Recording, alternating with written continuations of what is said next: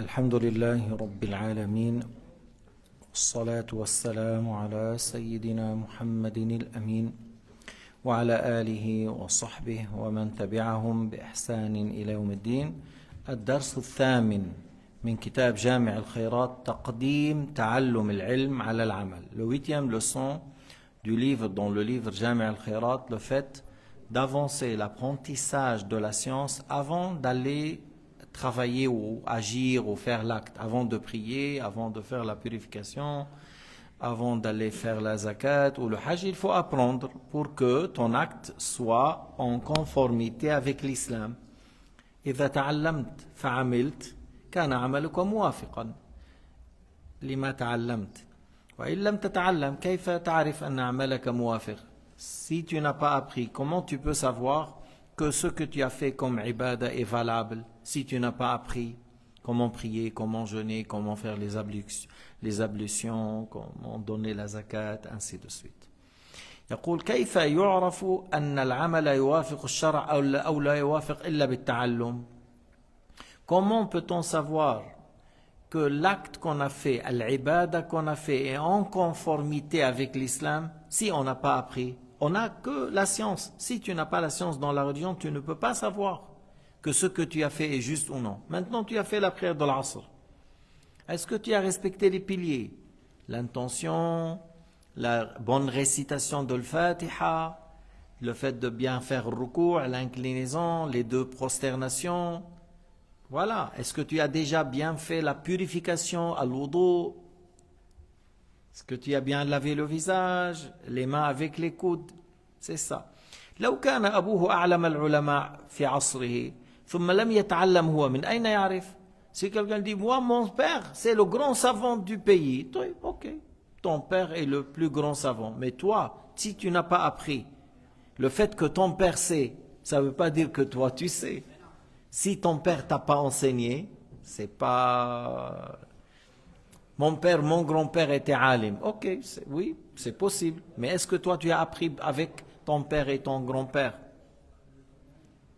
ولو كان أبوه رجلا صالحا من أين تعرف? Même si le père est un grand pieux, un grand saint, si tu n'as pas appris de lui, comment tu peux savoir que la ibada est valable? أكثر الناس أحيانا مغرور يظن بنفسه أنه يفعل الصح من دون يتعلم. Beaucoup de gens sont dupés, sont un peu manipulés ou ils pensent qu'ils sont en train de faire dans le bien, d'agir, mais ils n'ont rien appris. Alors, on ne peut pas dire que celui-là, il est dans la bonne voie. علم الدين العلم حياة الإسلام. Tu peux tirer ton pied de l'autre côté? Non, le pied. La science est la vie de l'islam. La science dans la religion est la vie de l'islam. Vivre l'islam, c'est avec la science. Comment pratiquer, comment délaisser le haram, comment faire les sunan, comment délaisser les choses makruh. العلم حياة الإسلام به تعيش دينك بالطاعات وفق الشرع. تترك الحرام، تترك المكروه، تؤدي السنن. هذا الحديث كل عمل ليس عليه أمرنا فهو رد ليحفظه كل واحد. شيخنا notre cher a dit, le hadith du prophète alayhi salatu wassalam rapporté par le Bukhari, tout acte n'est pas en conformité avec notre religion, n'est pas accepté. Alors c'est un hadith que c'est bien de l'apprendre. C'est bien de l'apprendre que tout acte que tu as fait et n'est pas en conformité avec la religion n'est pas accepté. إذا كان العمل صريحا في القرآن وفي الحديث ليس فيه خفاء فهذا أمر ظاهر. Si tu as fait des choses avec des textes explicites dans le Coran, explicites dans le hadith, alors la chose est claire. Al-Aya dit les choses qui sont claires à ce sujet, que par exemple l'interdiction du porc, de la viande non halal, alors je délaisse la viande du porc, je délaisse la viande non halal, c'est-à-dire si j'ai pas égorgé l'animal qui est mort, al-mayta, تعمل به. وإن كان ليس مذكورا بعينه في القرآن والحديث بل استخرجه أئمة الاجتهاد الشافعي ومالك وأبو حنيفة وأحمد ومن قبلهم من المجتهدين كالحسن البصري وعطاء بن أبي رباح، إن استخرجه هؤلاء المجتهدين بفهمهم من القرآن والحديث فهو أيضا دليل ومرجع مثل الذي ذكر في القرآن. Alors, s'il y a un texte explicite à ce sujet dans le Coran, c'est bien, on dit voilà, c'est la preuve dans le Coran. S'il y a dans la sunna du prophète, on dit voilà, la parole de Sayyidina Muhammad à ce sujet, c'est telle chose.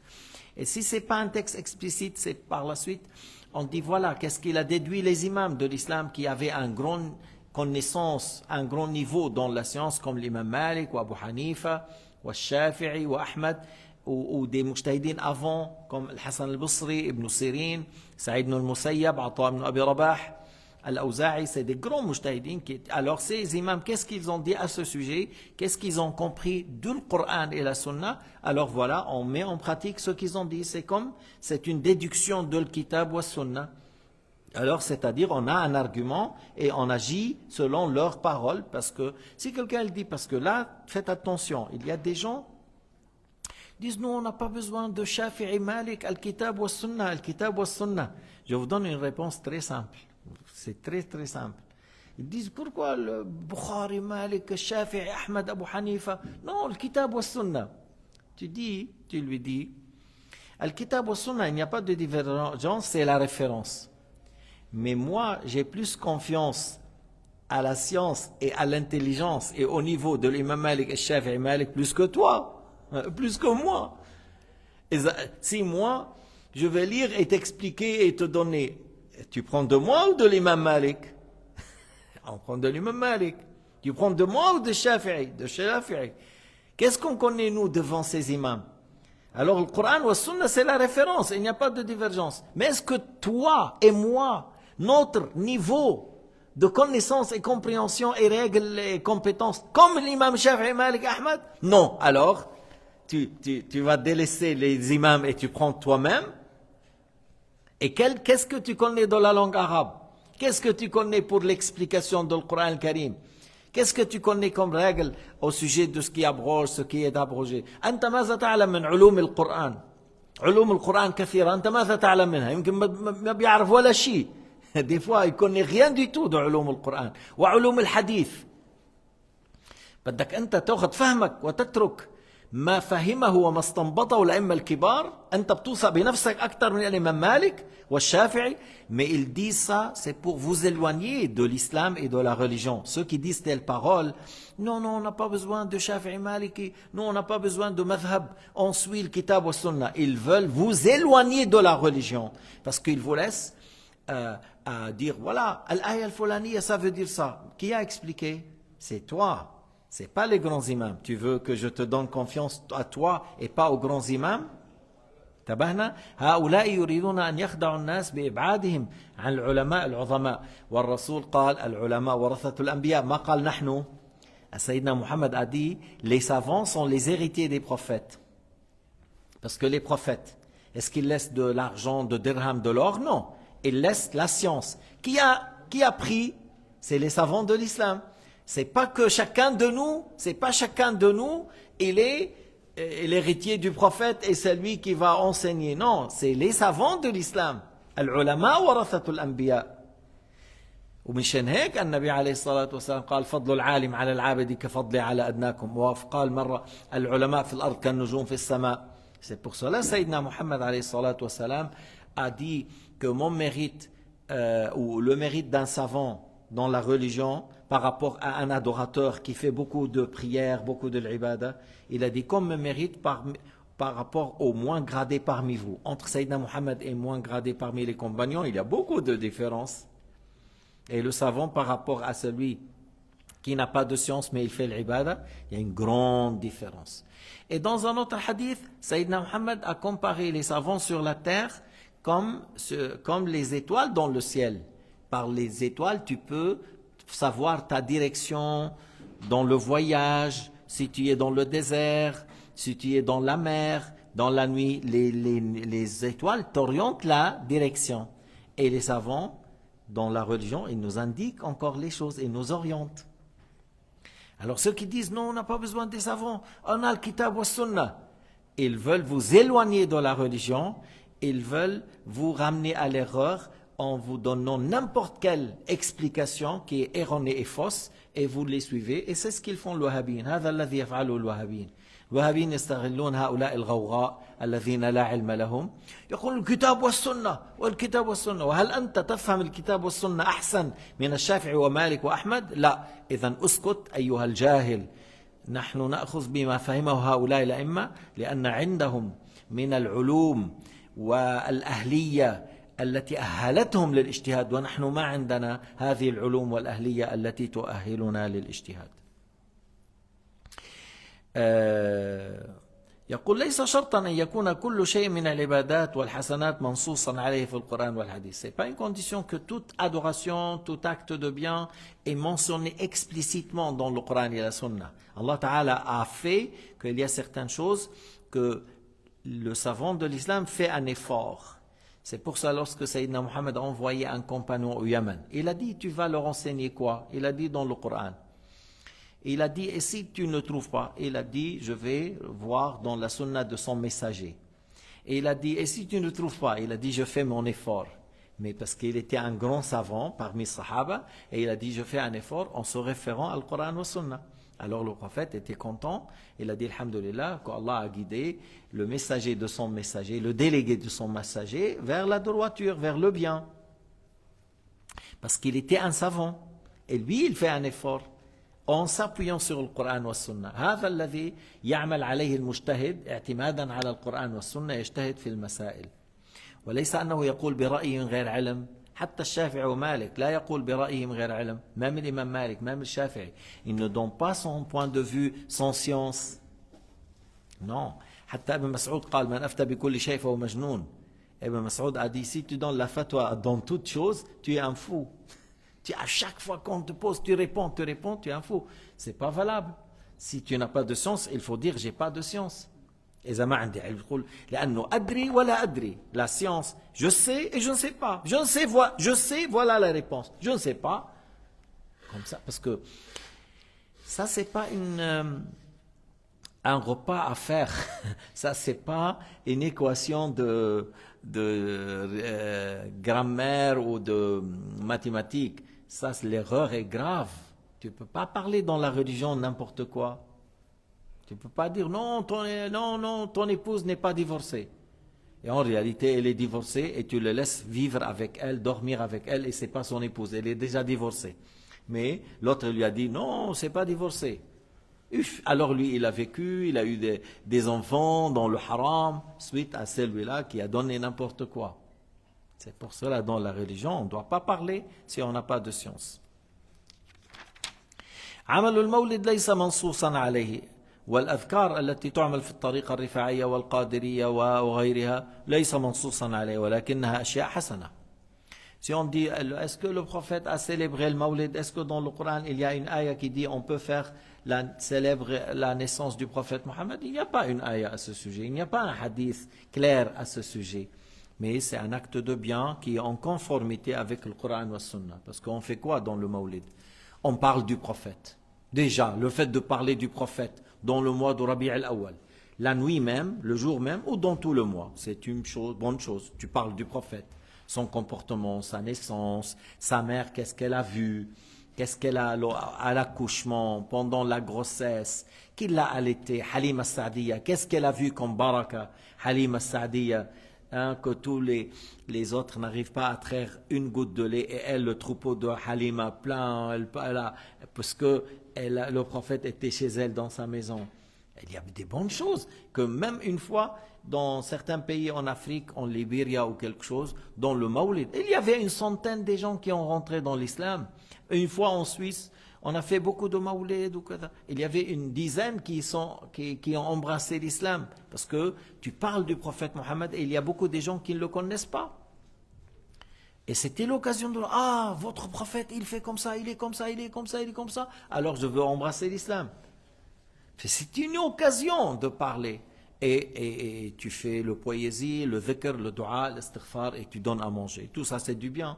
Alors, dans la totalité, le Mawlid est une bonne chose. Le dhikr que tu fais le matin et le soir, astaghfirullah 100 fois, salat ala nabi 100 fois, la ilaha illallah 100 fois, mais c'est une bonne chose si tu fais le matin et le soir, au début de la journée, en fin de la journée. Wadhkur isma rabbika bukratan wa asila, loue ton Seigneur le début de la journée et vers la fin de la journée. Ou مثلا واذكروا الله ذكرا كثيرا واذكروا الله ذكرا كثيرا, louez votre Seigneur en abondance. Alors si un wali, un saint, il a dit à ses élèves, voilà, faites ça sans dire obligatoire, sans dire obligatoire. La prière est obligatoire, mais pas le dhikr. Mais le dhikr, c'est une bonne chose. On ne va pas dire ça c'est haram. Ah, tu as fait quelque chose, le prophète nous a pas dit. Mais est-ce que le prophète a dit ne faites rien dans le bien sauf ce que je vous dis? النبي هل قال لا تفعلوا شيئا من الخير إلا ما قلت لكم؟ قال تعالى واستبقوا الخيرات. Allah Ta'ala a dit واستبقوا الخيرات. Allah Ta'ala a dit dans le Coran et chercher à se concurrencer dans le bien. Et ça c'est une concurrence dans le bien. ليس كل عمل خير بعينه ذكره القرآن والحديث. Il y a beaucoup de choses dans le bien et n'a pas été cité textuellement dans le Coran, mais peut-être le Coran indique que dans certains signes que c'est une bonne chose. Par exemple, toi tu dis, le jeudi, je vais visiter les malades. Le mercredi, je vais visiter les pauvres et aider bien sûr. Le lundi, je vais tourner vers les femmes veuves et je vais les aider. Le dimanche, je veux visiter les handicapés et les... Voilà. Est-ce qu'on dit, ah non, c'est haram, tu as fait des choses, le prophète n'a pas fait ça, tu as fait quoi? Non. Non, c'est pas juste. Mais toi, tu dis, je veux partager ma journée, la semaine. هذا يوم للفقراء، هذا يوم للمرضى، هذا يوم للأرامل، وهذا يوم للأيتام، وهذا يوم أزور المعاقين أساعدهم. كان عمر يعس، عمر il sortait dans la nuit pour voir comment ça va la société. Il sortait dans la nuit, يعني sans la police, sans les soldats, sans les gens, comme c'est une personne normale. Tu vois, il rentre, il regarde, qu'est-ce qu'ils disent les gens? Est-ce qu'on dit, ah c'est haram, le prophète n'a pas fait ça? Non, mais c'est une bonne chose. Mais c'est une bonne chose. هناك جماعة يقال لها الوهابية مذبذبون مرة يأخذون بشيء لم يذكره القرآن ولا الرسول إن أعجبهم وإن لم يعجبهم يقولون ما فعله الرسول. Des fois ils font des choses que le prophète n'a pas fait et ils le font, voilà. Et des fois, s'il ne leur plaît pas, ils disent oh non, on ne fait pas, le prophète n'a pas fait, on ne fait pas. كثير من الأشياء الرسول ما ذكرها في الحديث ولا ذكرها في القرآن. هذه المحاريب les mihrab, les mihrab, le prophète n'a pas fait, c'est une chose qu'on a fait après. Mais c'est 70 ans après Sayyidina Muhammad alayhi salatu wassalam qu'on a fait. Ou 90, même 90 ans qu'on a fait le mihrab. Mais oui, c'est pour indiquer la qibla. Le mihrab, voilà, c'est ici. Mais c'est pas, on ne dit pas ça c'est haram parce que le prophète alayhi salatu wassalam et les compagnons n'ont pas fait. كذلك الطرق الصوفية, le dhikr que certaines tariqas le font, comme je dis le matin et le soir, tariqa rifa'iyya wal qadriyya wal naqshbandiyya, et il y a peut-être 40 tariqas de dhikr qu'on le fait le matin et le soir. C'est pas une chose qui est interdite. Cheikh Abdel Qadir Jailani et Cheikh Ahmed al-Rifa'i, il faisait la science, la grammaire arabe. C'est une chose que les musulmans ont enseigné après, parce que les Arabes avant parlaient l'arabe littéraire depuis qu'ils sont petits sans erreur. Lorsqu'ils se sont mélangés avec les autres peuples, alors la langue a changé et on a eu besoin de savoir la grammaire. Et ils ont mis les règles.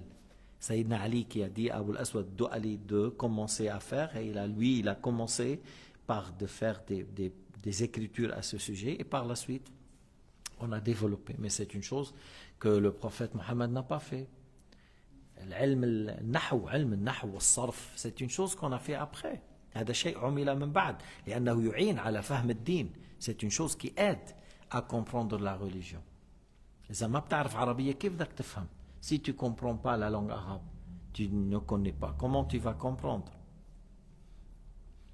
فإذا أي أمر محدث إذا كان يوافق الكتاب والسنة يعمل به إن كان يخالف نتركه هكذا قال الشافعي. Toute chose innovée, s'il est en conformité avec le Coran ou la Sunna, on peut l'apprendre. S'il est en contradiction avec le Coran ou la Sunna, on rejette. C'est comme ça qu'il a dit l'imam Shafi'i dans son livre Al-Risala. Si on a inventé, innové des choses, soit ça contredit Al-Kitab ou Sunna, alors c'est à rejeter. Si ça ne contredit pas, mais plutôt, alors ça, c'est pas à rejeter, on peut la prendre.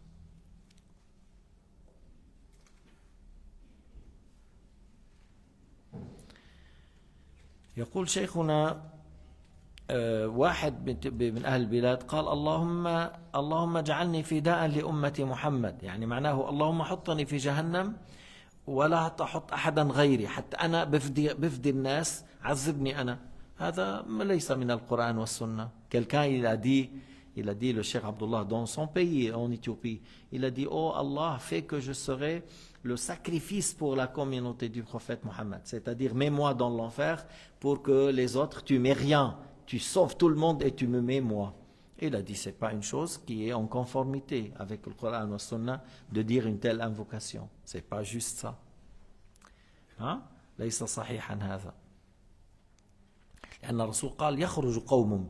Il a dit, Sayyidina Muhammad, il a dit, sortira de l'enfer certains par l'intercession du prophète Muhammad. يخرج قوم من النار بشفاعة النبي محمد. Ça veut dire, il y a des gens qui vont être à l'enfer, ils vont sortir par l'intercession. Alors ce qui est en train de dire, celui-là, il est en contredit avec ce hadith. C'est comme il dit, Allah ne fait pas ça. Mais le prophète a dit, il y aura. Le prophète, il a dit, il y aura des gens à l'enfer dans ma communauté, qui vont sortir par mon intercession. De ma communauté.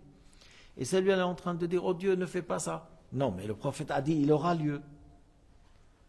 C'est pour cela, attention, des fois, il y a des gens qui inventent dans le dua quelque chose qui n'est pas juste. Alors, lorsque tu dis, Allahumma ghfir lil mu'minina wal mu'minat, tu peux dire, oh Allah, pardonne aux croyants, aux croyantes, mais tu ne peux pas dire tous leurs péchés. Ma fik tqul jami'a dhunubihim.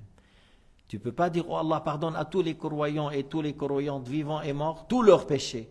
C'est comme tu dis alors, oh Allah, fais ce qu'il a dit Muhammad soit mensonge et pardonne à tous les musulmans qu'il n'y aura personne qui va à l'enfer. Mais Sayyidina Muhammad a dit, il y aura des gens de ma communauté qui vont être dans l'enfer, sortiront par mon intercession. Alors, cette invocation, c'est innovation innovée par certains et qui n'ont pas assez de science. Et ils ont dit telle parole qui n'est pas juste. Est-ce que Sayyidina Muhammad a dit telle parole? Non. Alors on fait attention même au dua, on cherche la sunna du prophète. Et pour dire, ah, je fais un bon dua, et est-ce que tu es un savant? Est-ce que tu as vraiment comparé avec le kitab wa sunna? Wallahu subhanahu wa ta'ala a'lam wa